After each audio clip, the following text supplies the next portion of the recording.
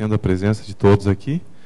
E apesar de não ser um tema especificamente sobre software livre, ele tem a ver com liberdade. Então, não vai estar assim tão fora de propósito aqui nesse evento esse tema. Se alguém já deu uma lida em algum momento no resumo lá da palestra, que estava na página, deve ter tido já uma certa ideia do que trata. Porque eu tentei ser bem claro lá sobre o que ia ser. Então, eu vou tentar fazer isso assim, de pé. Uma rápida... Nós temos pouco tempo, então eu vou ter que fazer uma espécie de avalanche aqui, né? Porque a minha oportunidade de falar vai ser pequena, frente a um tema tão vasto. Então, uma rápida apresentação, né? Que talvez dê alguma contextualização ao que eu vou depois descrever para vocês. Então, eu sou engenheiro metalúrgico, né? Quer dizer, não sou engenheiro de software, nada disso. Tenho uma certa, assim como tem os workaholic, eu me considero um estudantaholic. Eu estou sempre tentando absorver o que puder de tecnologias e de informações. Essas pesquisas que eu vou mostrar aqui, que nós estamos fazendo, são pesquisas que nós estamos feito do nosso bolso, com o nosso recurso, pessoas que estão se agremiando nesse processo e que então investem seu tempo e seu dinheiro pessoal para fazer isso, como começou a internet, como começou o software livre. De uma certa forma, nós estamos reproduzindo esse modelo de evolução. Entusiasta de tecnologias livres, né? Então nós vamos ver por que isso tem a ver com liberdade. E, de uma certa forma, subversivo. Por que um subversivo? Subversivo no bom sentido. Um subversivo daqueles que, de uma certa forma, tenta quebrar e tenta destruir, digamos, o que tem de ruim, para abrir espaço para a gente fazer novas coisas melhores. Como nós temos pouco tempo, eu vou tentar ser o mais denso possível e eu vou tentar convencer vocês de que a Terra é redonda. Não é uma coisa fácil de se convencer. Há uns anos atrás tinha gente que era presa e tal, e queimado na fogueira, quando tentava convencer os outros de que a Terra era redonda. Então eu vou tentar fazer mais ou menos isso hoje, convencer que a Terra é redonda. Espero que eu não saia daqui direto para a fogueira. Existe muita desinformação sobre o que eu vou falar. Se vocês forem pesquisar na internet, vocês vão ver que tem gente dizendo que isso não existe, que é tudo bobagem, que é tudo loucura. Como diziam para Newton, para Galileu, para Kepler e para vários outros, que diziam que aquilo que eles propunham era completa loucura.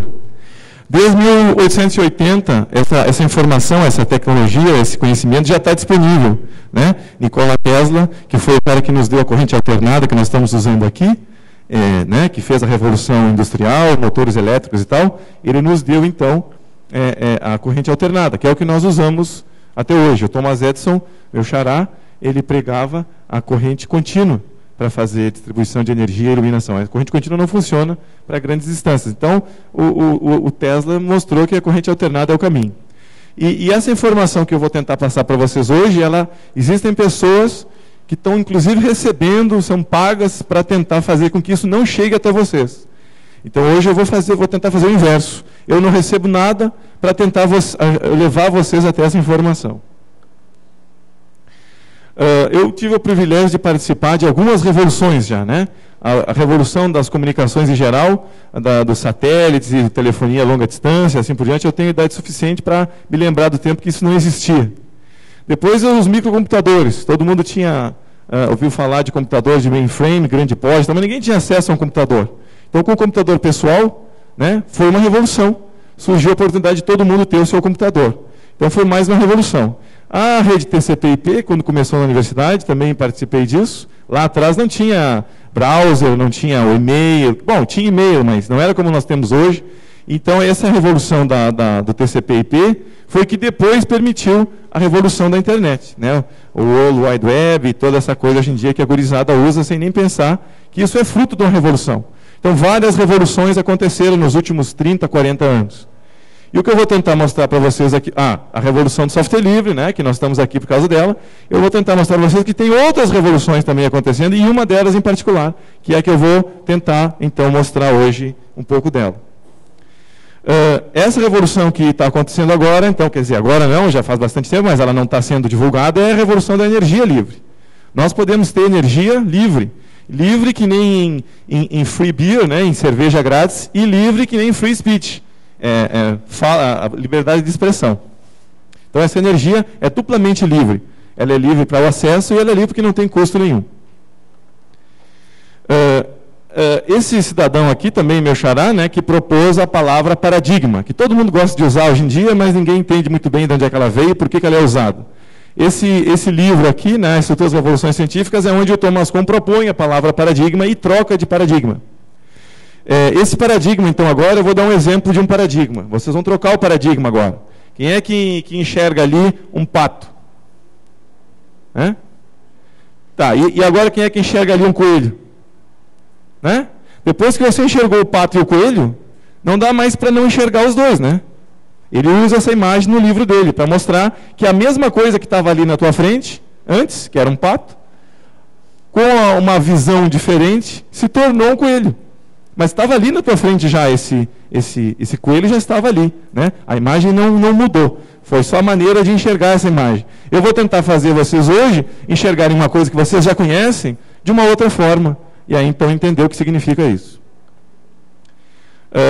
Uma única fórmula, uma única equação que eu vou colocar, né, que é para não entrar muito no aspecto científico da coisa. Esse processo todo que eu estou tentando explicitar hoje aqui está previsto na mecânica quântica. Tá?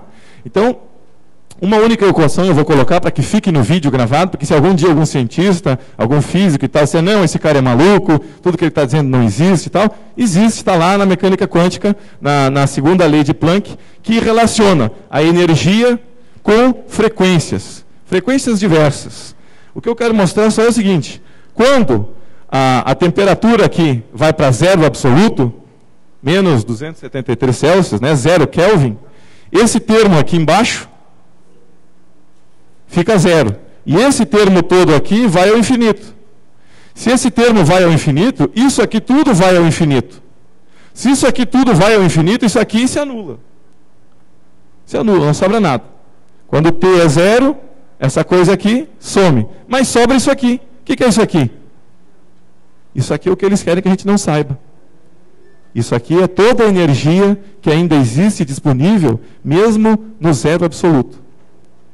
Essa energia pode ser captada por nós. Existem dispositivos, existem aparatos que permitem que a gente capte essa energia. Essa energia, ela está no espaço, ela está no vácuo, ela está por mais profundo vácuo, longe de qualquer estrela, mesmo assim, ainda existe essa energia aqui. Todo esse arcabouço matemático está previsto nas equações da física quântica. E quanto é essa energia? Qual é o valor dessa energia? Essa energia é difícil de estimar, mas ela é na ordem de 10⁻106 joules por centímetro cúbico. É um absurdo a quantidade de energia que tem nesse campo de flutuações quânticas.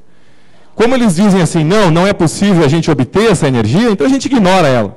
A gente não consegue pegar essa energia para nós, então vamos ignorar ela. Mas não é verdade. A gente pode pegar essa energia para nós. Existem vários processos construídos hoje em dia que permitem fazer com que a gente capture uma parte pequena. Se eu capturar 0,0000001% dessa quantidade enorme aqui, mesmo assim é uma quantidade enorme. Então a questão é, nós temos que saber que existe energia para todos, grátis, em qualquer parte. Não precisamos de conta de luz, conta de gás, conta de gasolina, tudo isso está obsoleto já. Existe um processo que nos mantém viciados nessas contas. E eu vou tentar mostrar que esse processo pode ser quebrado. Eu resumi algumas URLs aqui nesse va.mu aqui. Então, se alguém quiser anotar, né, é bem fácil de anotar, é uma URL meio grande, que é de uma página que fala sobre o Zero Point Field. O campo de energia em ponto zero. Ponto zero porque a temperatura vai para zero absoluto, por isso que é o zero, e é um campo porque ele está em toda parte. Então, se eu conseguir extrair um pouquinho só desse Zero Point Field, eu vou ter uma quantidade enorme de energia. Agora vamos ver uma coisa então. Em 1948, esse cidadão aqui, Casimir, fez um experimento. Ele pegou 2 plaquinhas de ouro bem pequenas e colocou dentro do recipiente com vácuo, sem energia lá eletromagnética, o celular, a televisão, o rádio. Ele isolou esse sistema completamente. Tá? E mesmo assim, entre essas 2 plaquinhas existe uma atração. Isso é mensurável. Já fizeram esse experimento milhares e milhares de vezes e é mensurável isso, essa força. De onde ela vem? Eu não estou colocando nada dentro da caixa, só 2 plaquinhas de ouro muito próximas umas da outra. De onde vem essa energia? Essa energia vem que o campo de flutuações quânticas fora é mais intenso do que dentro, porque não tem espaço dentro para o campo de flutuações quânticas se manifestar. Então, essa força que existe uma pressão de fora para aproximar as duas plaquinhas. Isso é um experimento que é feito em laboratórios e universidades.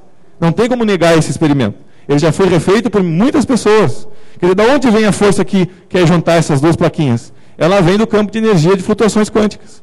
Esse campo de flutuações quânticas é que nós queremos captar para nós. Aqui tem uma outra URLzinha que eu diminuí, né? Se alguém quiser dar uma olhada lá, é para não botar uma URL enorme aqui, é só anotar essas últimas 4 letras, né? E botar lá no VAMU, que vai ser redirecionado, então, para esse local, onde vai falar lá uma série de informações que tratam desse experimento de Casimir aqui. Eu não posso entrar no detalhe agora, que não ia dar tempo. Agora, então, o pessoal gosta, os físicos, né, os engenheiros, eu sou engenheiro, mas, enfim, eu já estou, de uma certa forma, convertido, eles vão dizer o seguinte: você não pode obter um almoço grátis, né, não posso obter mais energia do que aquela que eu coloquei no sistema. Ok, na faculdade eles ensinam isso. Beleza. Eu tenho um copo com água, quando eu derramar esse copo, eu não posso obter mais água do que está dentro do copo. Né? Ok, tranquilo. Agora, e se o copo estiver sendo enchido de água enquanto eu derramo? Quanta água eu posso derramar agora do copo? Muito mais, né? Muito mais água. Então, esse aqui é um sistema fechado, é só o copo. Esse aqui é um sistema aberto. Ele está aberto porque a fronteira do sistema está lá em algum lugar aqui onde está o reservatório de água. O sistema é o mesmo agora, é um copo derramando água. Então, eu posso obter mais energia do que eu estou colocando. Eu coloquei só essa quantidade de energia no sistema. Tá? Mas o universo, digamos assim, as flutuações quânticas, me oferecem uma outra fonte de energia aqui, que eu posso usar para os meus processos. Então, um exemplo disso, por exemplo, coletor solar. É um sistema fechado. Eu tenho aqui uma placa fotovoltaica e um sistema carregando aqui que usa essa energia. Ok, todo mundo acha que isso existe, isso é bom, beleza, ok, né? Não tem nenhum problema com isso. Muito bem, mas se não tem sol? Se não tem sol, o sistema não funciona, não é isso? Por que vocês gostam que aceitam que a energia do sol é grátis? Existe um monte de energia grátis, em montes de lugares diferentes. E essa energia do sol é grátis. Eu preciso gastar para construir isso aqui, mas uma vez que isso aqui está construído, o sol fornece infinita energia para mim, não é isso? Limpa, em qualquer lugar que eu estiver, desde que não tenha nuvem. Então isso aqui é algo aceitável, não tem nada de estranho aqui. Ninguém acha que eu estou obtendo mais energia do que eu estou botando. Eu botei energia aqui para construir esse troço. Depois que eu construí esse troço aqui, eu não preciso mais botar energia no sistema, não é isso? Mesma coisa aqui. Eu gastei para construir o copo e botar água dentro. Mas e se alguém fornece água para mim? Como é que funciona daí? Eu não estou recebendo mais energia do que aquilo que eu coloquei. Não é isso? Bom. Então, existem sistemas abertos. A termodinâmica, que é ensinada na faculdade, que a gente está acostumado a aceitar, ela diz isso aqui. Você não pode obter energia mais do que você colocou, mas tudo bem, mas e se o ambiente me fornecer energia? Se eu tenho aqui a minha bateria, algo que fornece energia para mim, uma interface com esse campo de flutuações quânticas, e o meu motor aqui. Eu vou poder produzir trabalho enquanto houver fornecimento aqui de energia, não é isso? Então, se eu tenho aqui um sistema agora nós vamos entender, agora é que a coisa começa a ficar estranha para o pessoal que está acostumado com a termodinâmica convencional. O coeficiente de performance. Esse meu motor aqui só tem 70% de eficiência. Ok, eu também concordo com isso. Nenhum motor tem 150% de eficiência. Todo motor tem menos de 100% de eficiência. Eu tenho uma bateria, por exemplo, que está colocando 60 unidades de energia nesse meu sistema. Eu tenho um ambiente que está me dando 40 unidades de energia. E o meu motor tem 70% de eficiência. Então, eu estou perdendo aqui 30 unidades de energia. E o trabalho que eu obtenho lá na ponta é 70 unidades de energia, seja quais for.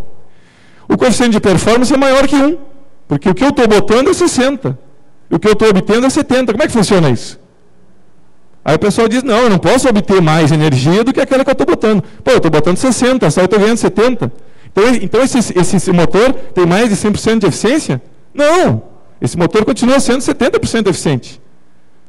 O que acontece é que o coeficiente de performance desse sistema todo, que está em aberto com a fronteira externa, tem um coeficiente de performance maior que 1. E isso o pessoal começa a achar estranho. Inventores, nos últimos 20, 30 anos, que quiseram produzir empresas, construíram um aparato, um professor Pardal lá construiu uma interface com o meio que permite ele ter um COP de 3, 4, 5. Se o cara tentar fazer uma empresa, patentear e vender isso, o cara é sumido, eles compram a patente, engavetam, ou eles matam o cara. Quem são eles? Eles é que não querem que a gente tenha energia livre, grátis e disponível em qualquer parte. Nós não precisamos ter conta de luz, nem de gás, nem de gasolina, nem de nada disso. Nós temos como acessar o ambiente, de uma certa forma, que ele nos fornece energia. Por que o pessoal aceita que um barco à vela funcione? Quem é que está botando energia para o barco à vela funcionar? Somos nós? Não, né? O Sol produz o vento que nos dá energia para funcionar aqui. Esse é um sistema aberto. Esse barco está conectado com o Sol. Indiretamente, mas está conectado com o Sol. Então isso não é uma coisa absurda. A pessoa olha para um barco à vela e diz, um veleiro, legal. Eu olho para um barco à vela e vejo um sistema com coeficiente de performance muito maior que a unidade. Eu ponho nenhuma energia mais depois que o barco está construído, e o barco anda. Então isso não tem nada que viole os princípios atuais da física, não tem nada que viole a termodinâmica. É só uma maneira de olhar diferente para uma imagem, em vez de olhar o pato, agora nós vamos olhar o coelho. Aqui tem inventos que estão na internet. Esse aqui é um invento brasileiro, o motor CAP, que tem uma eficiência absurdamente maior que qualquer motor elétrico existente. Mais de 80% eficiente que qualquer motor que exista no mundo.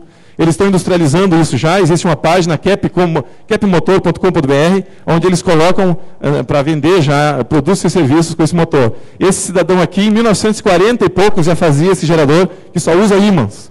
Todos esses 4 exemplos usam ímãs permanentes de neodímio.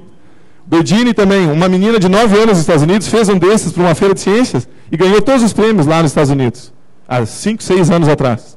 Esse aqui é o Perendev, o cara está industrializando isso aqui na Suíça e armaram um esquema para desacreditar eles e eles tiveram que fugir para o leste europeu, porque construíram uma armadilha para enganar eles e fazer eles venderem algo que não existia. Um cara se meteu no meio lá do processo industrial deles e ferrou eles. Então isso aqui existe. Isso aqui não é de 5, 6 anos atrás, isso é de 10, 15 anos atrás já. Só que agora com a internet, com o YouTube, com os torrents, a gente tem acesso a essas informações. Porque existem aqueles que não querem que a gente tenha acesso a essas informações. Isso aqui é um sistema que nem a vela do barco. Só que isso aqui capta energia do campo de flutuações quânticas.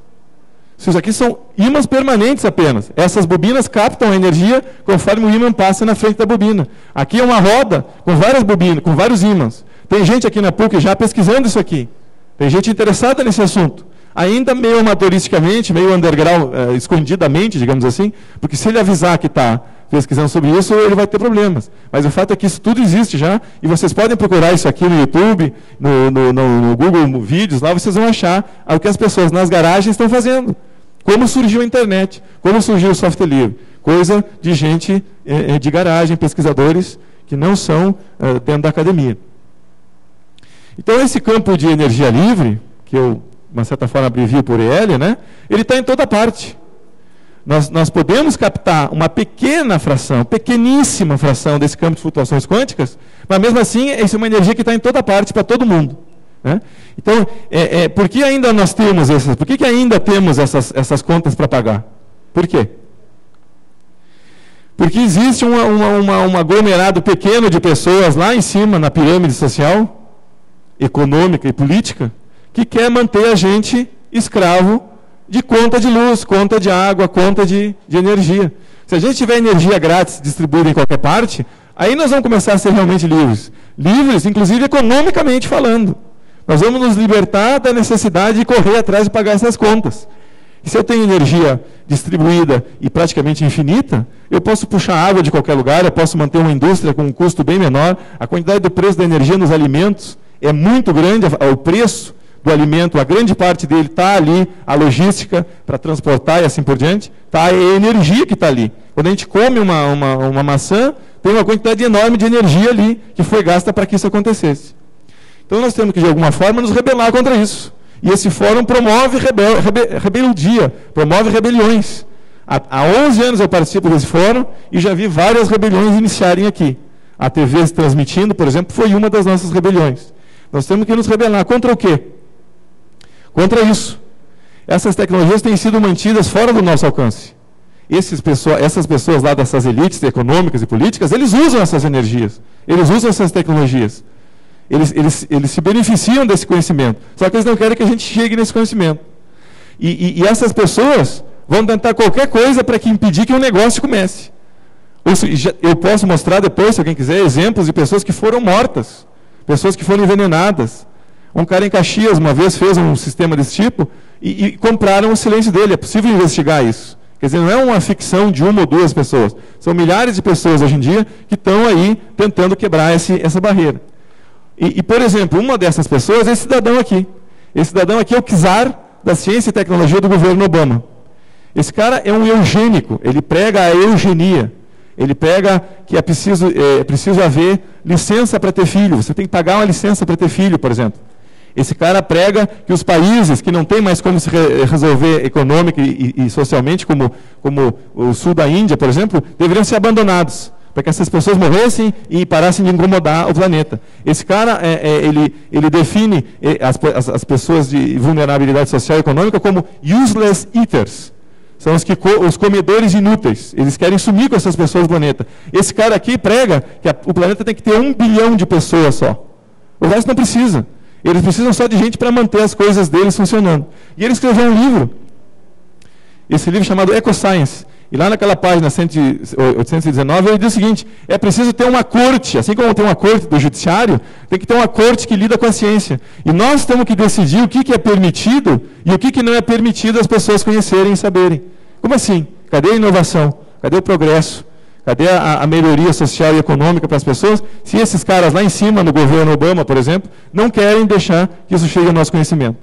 Então, eles propõem claramente isso. É perigoso deixar que as pessoas tenham energia livre, porque elas vão se tornar independentes. Eles não querem gente independente. Eles querem gente que depende de correr atrás de pagar contas, se submeter a empregos com um salário miserável, porque é melhor do que passar fome.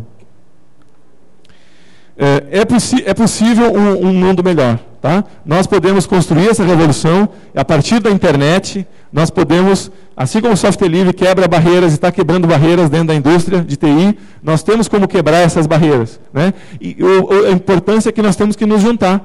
Um só de nós, 2, 3, se a gente tentar lutar contra esse tsunami, nós vamos ser afogados. Nós temos que nos unir, nos mobilizar, para que isso possa se transformar num movimento, assim como o software livre foi. Lá no início, quando a gente lutava sozinho pelo software livre, na Proceres, na URGS, todo mundo ridicularizava o software livre. A Microsoft nem dizia, não, isso não é um problema para nós, não é um perigo para nós. Hoje eles reconhecem que nós somos uma ameaça real para o modelo de negócio deles. Mas levou 10, 12 anos. Nós precisamos começar logo essa nossa revolução energética, porque nós não temos 10, 12 anos. Esse planeta não vai aguentar a pressão ambiental e de poluição que nós estamos produzindo com as tecnologias obsoletas que nós estamos usando até hoje.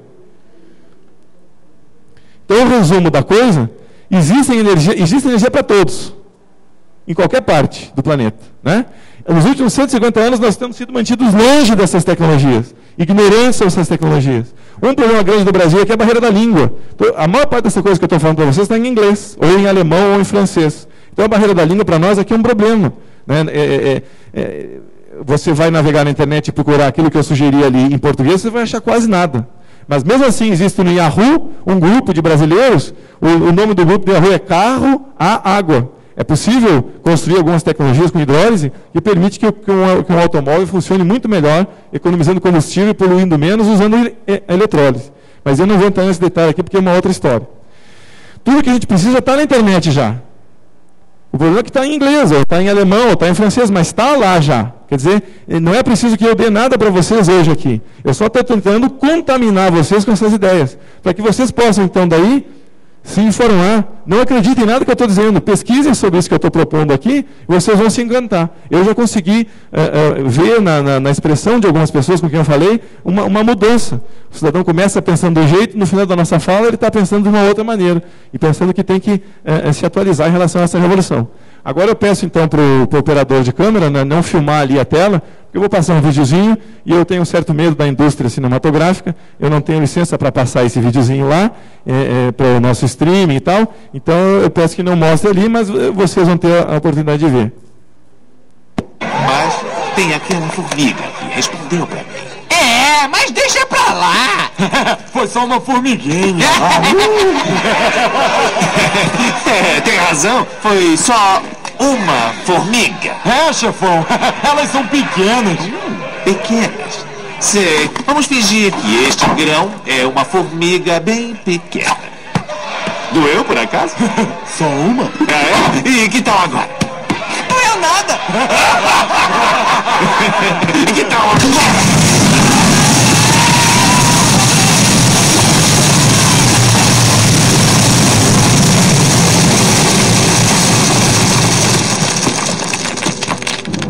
Deixem uma formiga nos desafiar e aí todas vão começar a criar problemas. Essas lindas pequenas formigas estão em maior número do que nós. Se elas começarem a se tocar, acabou a nossa moleza. Não é por causa do rango, é para manter as formigas na linha. Na linha de produção.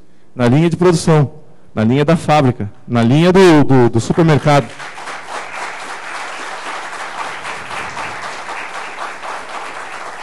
Não queremos mais linha, nenhuma linha. Só as linhas aqui para inscrição do FIS. E essas linhas nós gostamos, mas as outras linhas nós não queremos. Não precisamos submeter a linha de produção, a linha de montagem, a esse processo cruel que hoje em dia se estabeleceu para que o processo fordista continue funcionando. Então, nós aqui no Rio Grande do Sul temos uma vocação revolucionária. Esse fórum é um exemplo disso.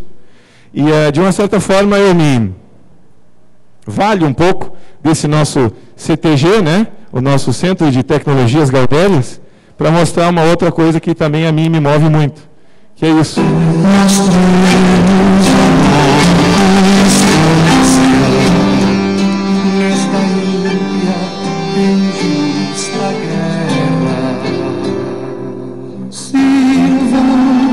Nossas vacinas de modelo a toda a terra, de modelo a toda a terra, sirvam nossas façanhas, de modelo a toda a terra. Então, meus contatos aí, se alguém quiser continuar essa discussão na internet, eu tenho discutido com muitos trolls aí que estão trollando muito sobre esse assunto, provavelmente trolls profissionais que estão recebendo para fazer isso, em diversas partes do mundo, diversos fóruns, diversas listas, sempre tem esses trolls que estão aí impedindo que pessoas que estão em dúvida, pessoas que estão começando agora na revolução energética, são pessoas que estão frágeis ao food, né? Um instrumento tão conhecido da indústria de TI, né? Medo, incerteza e dúvida.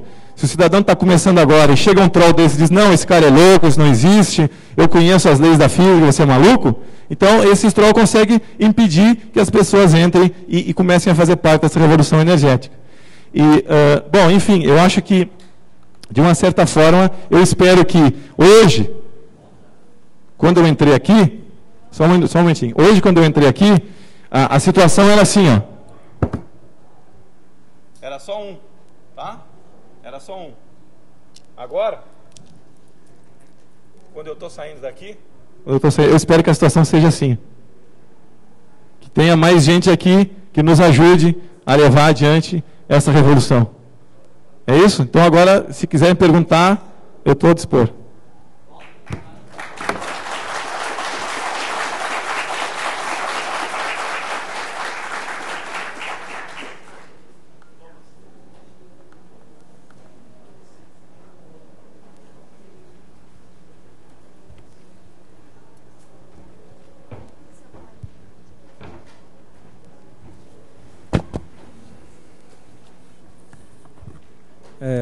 Alô, boa tarde, Tomás. Parabéns pela apresentação, por abordar o tema e conseguir trazer esse assunto para o Fórum de Software Livre. Sou Paulo Renard, de Brasília, da UNB.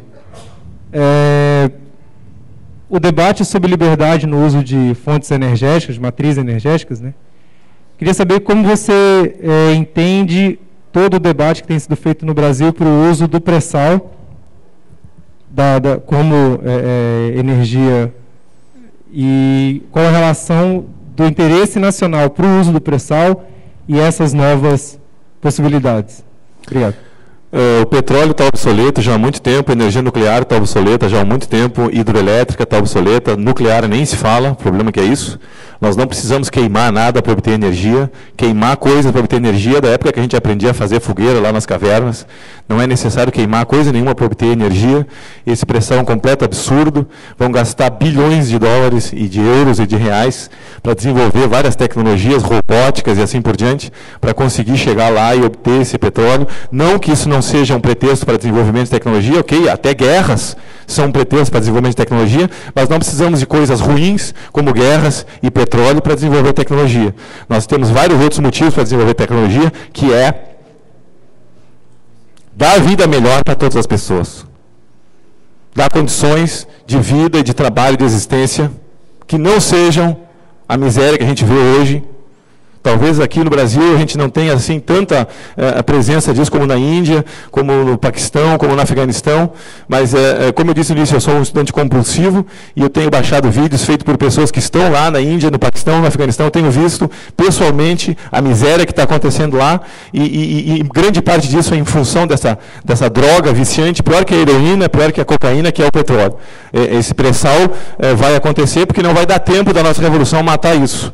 Mas eu espero que os meus filhos, meus netos, possam dizer com bastante orgulho que nunca queimaram nada para obter energia.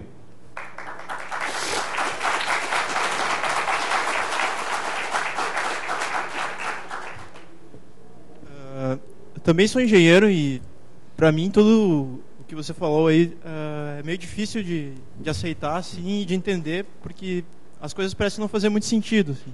Porque, para te conseguir desenvolver um sistema com ímãs para gerar energia, tu vai precisar de matéria-prima. Para te conseguir matéria-prima, tu vai precisar de energia para te conseguir extrair essa matéria-prima.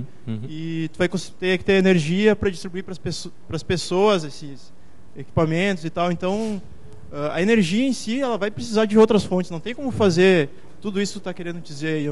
Para mim, não faz muito senso isso aí que tu está apresentando para o pessoal e vendendo. Essa ideia não colou para mim. Ótimo.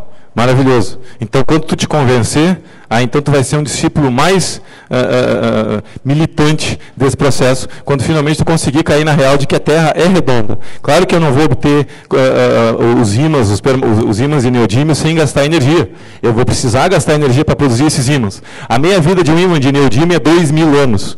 Uma vez que eu produzir um ímã de neodímio, por 2.000 anos, ele vai manter o campo magnético no seu entorno. Se eu conseguir extrair energia desse campo magnético, durante 2.000 anos eu vou obter energia desse ímã. Se eu pegar um pedaço de... Rapidamente, fazendo uma analogia, se eu pegar um pedaço de ferro e passar um fio em volta dele, ligar na bateria, eu tenho um ímã permanente, certo? Esse ímã é eletroímã. Esse eletroímã consegue, por exemplo, manter um martelo no ar. Beleza. Agora eu pego o ímã permanente e levanto o mesmo martelo e mantenho ele no ar. Ok? No eletroímã eu tenho que dar 1 watt por hora, por exemplo, para manter o martelo grudado no eletroímã. Que nem funciona no ferro velho. Como é que o ferro velho levanta o carro? Né? Ele tem um eletroímã. Muito bem, então você admite que, de um lado, eu preciso 1 watt por hora para manter o martelo grudado. Quanto eu preciso dar de energia para o ímã permanente manter o martelo grudado? Nada. Uma vez que eu produzi o ímã permanente, ele vai continuar produzindo energia para sempre. Por que a gente construiu Itaipu? Gastou um monte de energia construir Itaipu. Mas uma vez que ela está construída, ela vai dar energia para nós para sempre. Enquanto um terremoto não destruir, uma bomba atômica explodir aquilo, ela vai continuar dando energia para nós para sempre. É claro que a gente gasta energia para construir o sistema, mas uma vez que ele está construído, se ele é aberto e a fonte de energia dele é infinita, como por exemplo o Sol, ele vai vomitar energia para sempre. Então não é um problema assim, como é que eu vou obter energia para construir o meu sistema? Claro que eu vou gastar energia para construir o sistema a primeira vez, mas uma vez que ele está construído, ele vai me dar energia enquanto ele existir. Então, por que construir Itaipu? Não vou construir Itaipu porque eu vou gastar um monte de energia.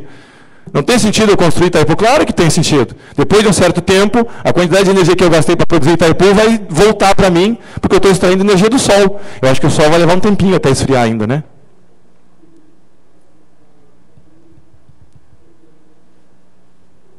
Thomas, esse arranjo que tu pretende fazer, que tu prega, é possível numa sociedade capitalista, consumista como a nossa, ou ainda assim precisamos um rearranjo social, produtivo, econômico? Esse rearranjo social, produtivo e econômico vai emergir da revolução energética. Quando a energia não for mais um problema, não for mais um empecilho, não for mais um insumo caríssimo, o processo industrial vai se reestruturar, vai ter que se reestruturar. Assim como a internet se reestruturou com software livre, no início da internet não tinha software livre. Tudo era um software que não era nem livre nem privado, era uma coisa meio sem sentido, sem licença ainda. Com o tempo isso se estruturou para ser uma coisa com propriedade, com patentes, assim por diante. Mas o software livre veio e reestruturou isso. E as empresas tiveram que se adaptar ao software livre. Tanto que IBM tem software livre, já a Oracle, que está aqui, também tem software livre, assim por diante. Então, quando uma revolução acontece, quem não se readaptar e se reestruturar, desaparece. E a nossa esperança é que esse modelo capitalista, materialista e exploratório que tem acontecido nos últimos 200 anos sucumba no momento que nós tivermos energia distribuída, principalmente distribuída e grátis para todos. Os meus avós tinham que comprar barras de gelo e botar dentro de um armário. Isso era geladeira. Eles dependiam de uma fábrica que produzia gelo para eles. Então eles tinham um só fornecedor no seu frio. Quando o cara inventou a geladeira, foi uma revolução, vocês não acham? Agora cada um tem o seu frio em casa. Eu tenho frio privado agora. O frio é só meu. E eu pago a energia elétrica para produzir o meu frio. Mas eu tenho quanto frio eu quiser, não é isso? Com essas tecnologias de captação do campo de flutuações quânticas, a gente pode ter uma geladeira em casa que vomita energia permanentemente para a nossa casa. Então eu tenho independência energética. Já existem filmes mostrando pessoas na Alemanha, na Austrália, que fazem uma festa. Quando você constrói a casa, tem a festa da cumieira, que é quando você coloca o telhado na casa, não é isso? Tem pessoas fazendo o dia da independência energética, quando eles vão lá no poste e cortam o seu fio. Eles não precisam mais de energia pública agora. Eles têm a sua própria energia, são independentes energeticamente. Isso é possível mesmo com tecnologias convencionais, como eólica e solar. Mas agora com essas novas em termos, já estão aí há bastante tempo, são novas para vocês que estão sabendo delas hoje. Mas enfim, com essas tecnologias realmente revolucionárias, é muito fácil a pessoa física e jurídica ter independência energética. Bom dia, obrigado pela sua fala, muito legal. Eu tenho 43 anos, quando era menino falavam que teve um cara engenheiro que inventou um motor de água e ninguém acreditava. Eu tinha 8 anos. Gostaria de saber se era verdade. E logo falaram que a Shell mataram ele. Era verdade ou não? Segunda pergunta, lá sul francês, lá na França fazem passar as pessoas que produzem energia livre por sonhadores, estúpidos, etc. Agora, gostaria, a gente tem uns cursos para fazer eolianas, criar eletricidade com vento, com água. Eu gostaria você fazer uma classificação das diversas fontes de energia e qual é o tipo de desenvolvimento e se realmente podemos agora mesmo sonhar com independência agora mesmo, no estado da tecnologia, como falam os caras que fazem lei. Obrigado. Sim, o carro a água existe, não é uma coisa absurda, é possível demonstrar, não só matematicamente, mas fisicamente, que é possível construir um tipo especial de eletrólise, onde a molécula de água entra numa espécie de ressonância, e vocês precisam bem poucos watts para quebrar a molécula de água, e com isso obter uma mistura estequiométrica de hidrogênio e oxigênio. Essa mistura normalmente se chama de gás hidróxido, ou brown gas, ou HHO. Essa mistura de gases, se você injetar junto com o combustível hidrocarboneto, isso vai melhorar um monte, bastante, vai catalisar a queima do combustível hidrocarboneto. Stanley Meyer, foi um cidadão dos Estados Unidos, que estava pesquisando junto com a NASA, tinha um bug que andava só com água, não precisava de gasolina. Ele tinha 3 ou 4 baterias para começar o processo, mas depois que ele andava, o funcionamento do carro obtinha energia suficiente para ele se mover, porque havia uma ressonância. Se você tentar eletrólise convencional, você não anda nem 1 metro. Você tem que usar uma eletrólise com ressonância. Ressonância é mais ou menos assim, empurrar o balanço da criança. Você dá um petelequinho só no momento certo, e o balanço vai aumentando o seu ciclo de amplitude de oscilação. Então, se eu conseguir fazer isso com a molécula de água, com a frequência certa, 900 433 Hz, eu consigo então fazer com que ela entre em ressonância e com bem pouca energia o carro anda. Pessoas na Austrália cruzaram o país de lado a lado usando 7 ou 8 galões de água. Isso não é bobagem, isso existe há muito tempo e muitas pessoas já foram compradas ou eliminadas para que isso não viesse à tona. E segundo, sim, já é possível com a tecnologia atual produzir sistemas, por exemplo, o Perendev, o Bedini, onde com ímãs permanentes de neodímio, o Brasil é a maior resídua mundial de neodímio. O Brasil exporta esse minério em forma bruta para diversos países, inclusive a China. E aí nós importamos de volta o ímã permanente pronto, custando 1.000, 2.000 vezes mais o quilo, porque a gente exporta o minério bruto. Nós temos que processar aqui as terras raras, de onde se extrai o neodímio, e fazer ímãs permanentes. Uma roda de nylon, um mancal e uma porção de ímãs de neodímio, você constrói um motor Perendev que vai lhe dar energia, que pelo menos, assim, digamos que a meia-vida de ímã não seja 2.000 anos, que seja 500 anos, por 500 anos você vai ter uma coisa produzindo energia para você, que é mais do suficiente para a sua quantidade de vida que você tem, né?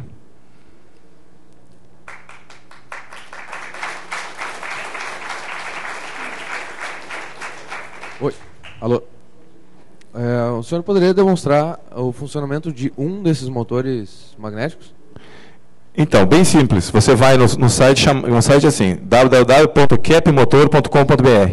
É uma ONG que produz motores usando essa metodologia de usar o rotor, não o eletroímã, mas o ímã permanente. Esse motor funciona com corrente contínua. Eu trouxe já aqui no FISLE passado, por coincidência, esses motores. Nós levamos no Labelo, o Labelo botou isso no torquímetro, e nós fizemos ensaios de potência, e os caras não conseguiam entender como é que aqueles resultados podiam se apresentar. Eles acharam que o torquímetro deles estava com problema, porque não tinha como ter esses resultados. Esses resultados estão publicados na página do Capmotor, mostrando que ele é pelo menos 80% mais eficiente que qualquer motor elétrico que existe.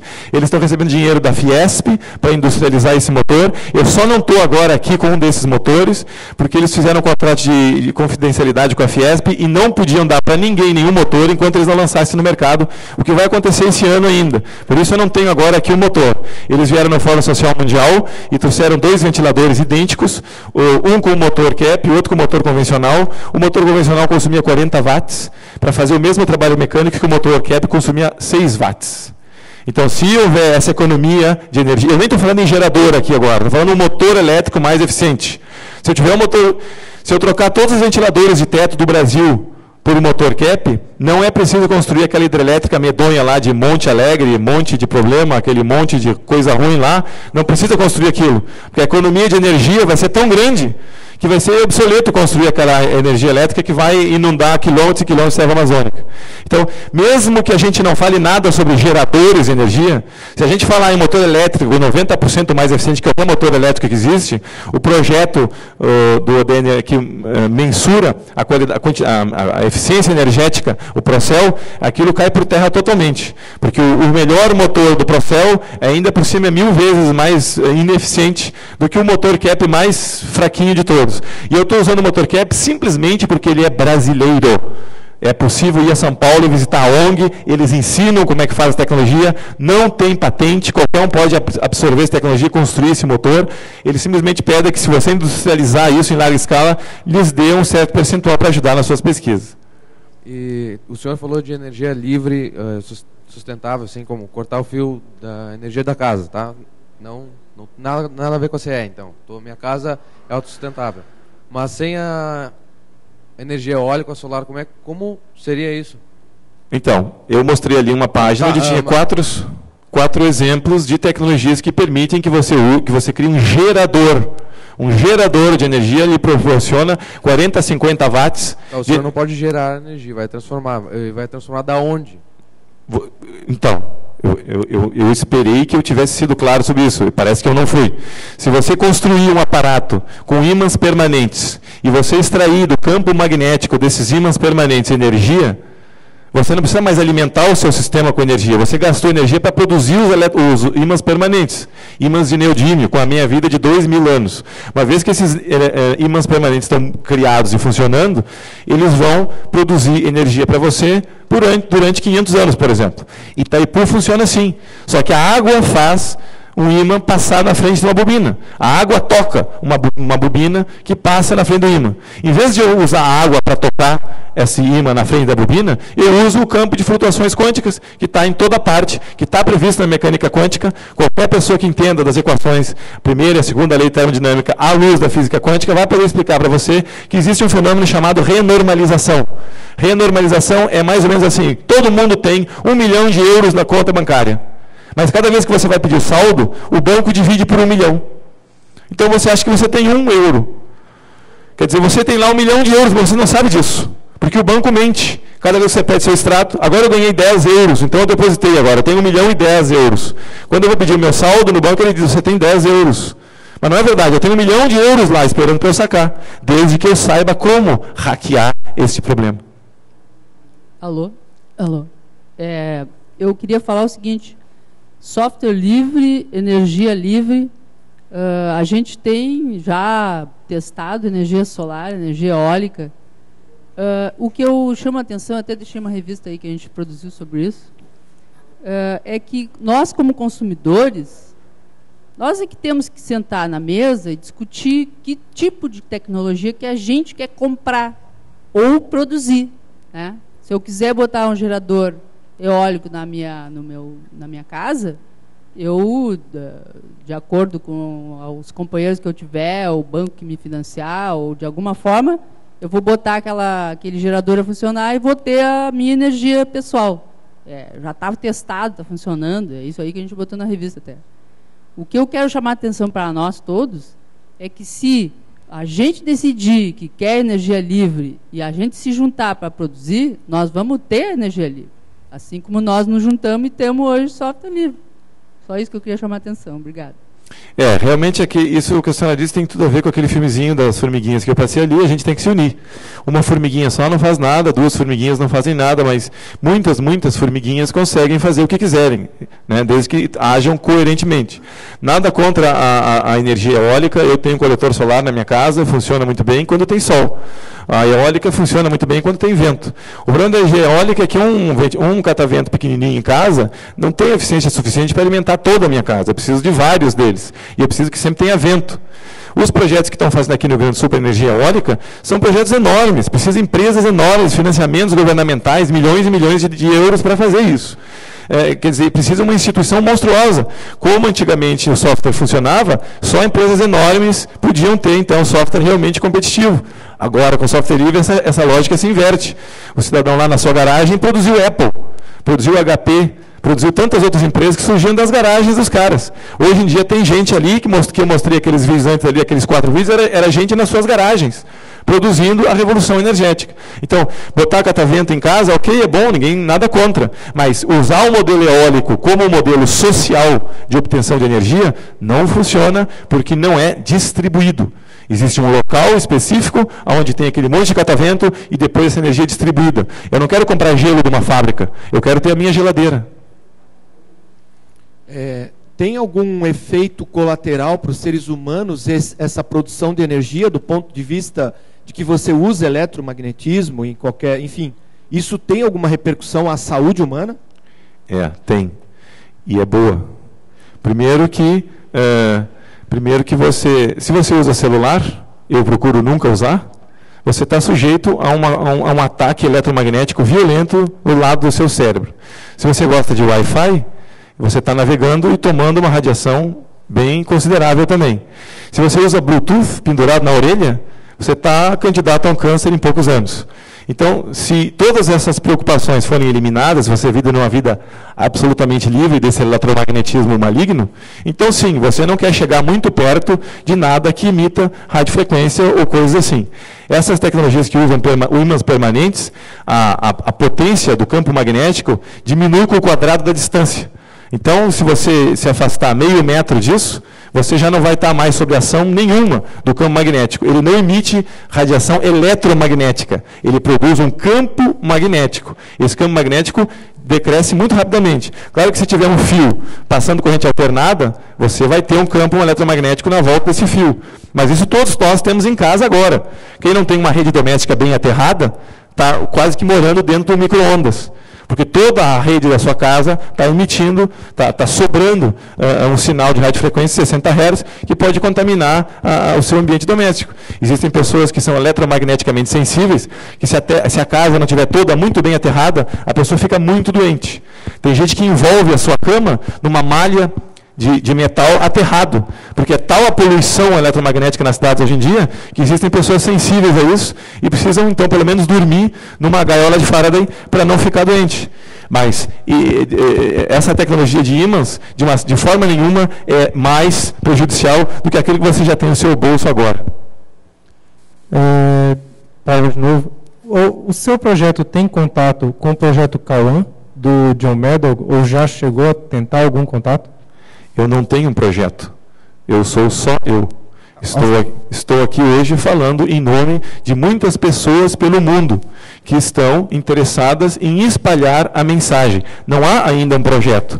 Existem ações como essa do Cap Motor, de pessoas que conseguiram então produzir algo comercial, algo mais industrializável. Então existe lá algo mais, digamos, visível. Mas o que hoje nós estamos querendo provar para as pessoas é que na academia e na nova religião chamada ciência, eles definem o que pode e o que não pode fazer. Eu acredito que tudo é possível.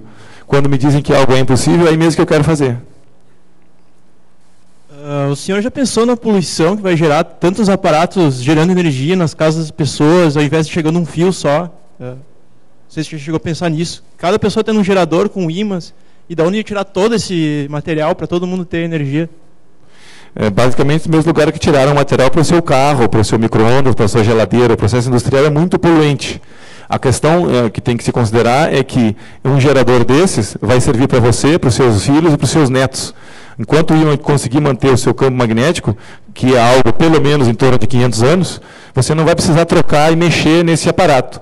Quer dizer, na medida em que qualquer processo industrial é poluente, se eu consigo agora dar energia grátis, infinita, distribuída e limpa, não tem como isso não gerar diminuição na poluição planetária. Oi. Eu trabalho, na verdade, sou prestador de serviço da empresa CPFL Energia e Rio Grande Energia S.A. Um dos temas dos quais está sendo muito discutido dentro da empresa é que a gente está fazendo migrações para sistemas de energia não poluentes. Dentre um deles, o mais discutido, são as casas terem geradores elétricos e eles enviarem energia de volta para a empresa elétrica, de forma que a gente possa redistribuir essa energia para outros lugares, sendo que assim, lugares estão gerando energia para lugares que têm dificuldade de geração de energia. Isso é um projeto muito piloto ainda. Dentro da empresa, nada oficial, eu e alguns amigos já estudamos sobre motores perpétuos e semiperpétuos, feitos com magnetismo. Eu gostei da tua ideia e a minha pergunta é a seguinte: o hardware envolvido em toda a ideia é um hardware open source ou está sendo encabeçado por algum tipo de empresa? Não. Hoje em dia, a roda não está encabeçada por nenhuma empresa. Não é algo patenteável. Todo mundo tem direito de usar a roda. Um ímã permanente não é algo patenteável. Você pode patentear o processo de construir o ímã permanente. Pode ser que exista alguém que tenha desenvolvido um processo mais recente de produzir um ímã permanente. Mas eu posso produzir de modo mais ineficiente meus próprios ímãs, por exemplo. E aí, com isso, eu tenho acesso a ímãs permanentes. Com ímãs permanentes, é possível produzir maneiras de se gerar energia descentralizadamente e localmente. Vender energia para a concessionária, que é algo que acontece pelo mundo, é bastante interessante. A questão é, eu preciso vender energia para um sistema para ele redistribuir? Por que eu preciso do sistema? Eu não quero mais o sistema, eu não quero mais nenhum poste distribuindo energia, eu não quero mais Itaipus, não quero mais Furnas, não quero mais Angras. Nós não precisamos disso. Assim como nós não precisamos mais software proprietário. Nós temos já tecnologia suficiente em software livre para fazer tudo o que a gente precisa. A questão é, se você tem independência energética, você não precisa mais vender energia para ninguém. Todo mundo tem energia. Você não precisa vender software livre para ninguém. Todo mundo pode baixar o software livre da internet. Então, nesse momento de transição, quem adquire a sua independência energética e quer vender energia para a concessionária, ok, é bom, obtém um certo retorno do seu investimento. Mas a mudança de paradigma que nós propomos nessa revolução nós não precisamos mais de energia pública. Nós podemos gerar a nossa própria energia. Assim como nós não precisamos mais comprar gelo público. Nós temos o nosso próprio gelo em casa. Eu gostaria que tu desse a tua opinião da economia do hidrogênio, vamos dizer assim. Sabe que é possível fazer hidrogênio através da eletrólise, por ressonância e tal, e isso é muito barato. Só que o hidrogênio não é possível ser contido. Ele, pela própria natureza, ele sai dos tanques, ele não pode ser contido facilmente. Qual é a tua opinião sobre essa economia? Diversas pessoas na Austrália já têm um grupo chamado Panacea Bocaf. Esse Panacea é uma espécie de uma universidade informal criada por pessoas, por hackers de energia, e lá eles mostram que é possível construir um sistema que produz eletrólise sob demanda. Não há um tanque de hidrogênio, você tem um tanque de água. E a eletrólise é feita na hora que você precisa daquela energia, usando ressonância ou não. Você pode usar força bruta e produzir uma pequena quantidade de hidróxido só para fazer a catalisação da combustão do seu combustível fóssil. Isso a gente já faz hoje.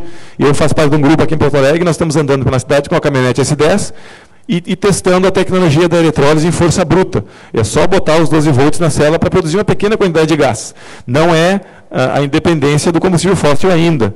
Mas existem páginas, se alguém me contactar, eu posso mostrar essas páginas onde pessoas na França, na Alemanha, na Austrália, já estão construindo teorias para mostrar por que funciona. Não existe nenhum trabalho acadêmico ainda, eu tento há muitos anos mobilizar a academia para que preste atenção nesse fenômeno, eles dizem que isso é coisa de maluco. Alguém agora há pouco falou em moto perpétuo já está obsoleto. Moto perpétuo é quando um sistema produz suficientemente energia para ele rodar sozinho para sempre. Isso está obsoleto já. Existem sistemas que produzem muito mais energia do que aquilo que eles precisam para funcionar. E esse excesso de energia é justamente o que eu quero. Então, dizer que moto perpétuo não existe, não sei se existe ou não, mas eu não me interesso por moto perpétuo. Eu quero um sistema que dê energia extra para que eu possa usar, enquanto ele usa uma parte dessa energia que ele está produzindo. Então, sim, a economia do hidrogênio é bacana, é legal, mas não a energia do hidrogênio que vem de uma fonte de energia poluente como a nuclear, como a termoelétrica, para produzir tanques de hidrogênio. Nós não queremos tanques de hidrogênio, isso explode, isso é perigoso, e produzir hidrogênio através de energia elétrica que vem de uma termoelétrica é um hidrogênio sujo que também nós não queremos. Muito obrigado a todos.